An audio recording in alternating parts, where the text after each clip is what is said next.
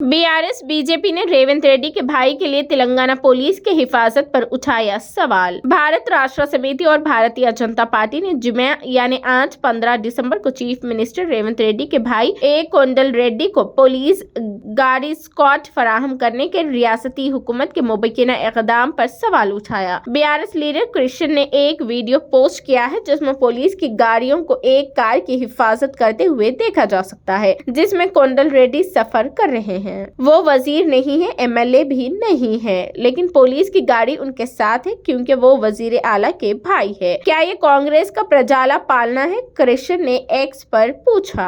BRS की तनकीद में इजाफा करते हुए बीजेपी एमएलए राजा सिंह ने भी तरक्की को गैर कानूनी करार दिया। ये गलत है क्योंकि उनका भाई ना तो एमएलए है और ना ही एमपी। ये गैर कानूनी है।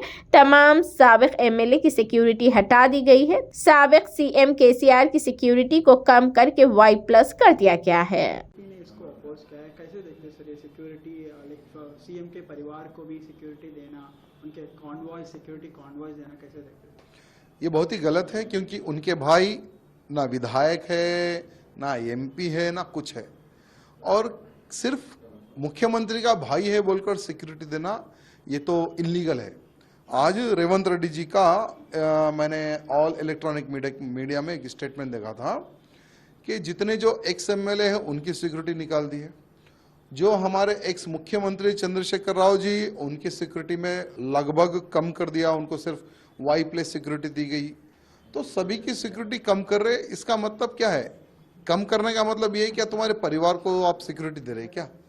आखिर किस बेस पे आपके भाई को इस कार्ड दिया जा रहा है और सिक्योरिटी दी जा रही है? ये हमारे रेवंत रेड्डी जी तेलंगाना की जनता को बताने की आवश्यकता है, क्योंकि जिसको कुछ नहीं है, केवल मुख्यमंत्री के भाई है बोलकर सिक्योरिटी देना ये टोटली गलत है।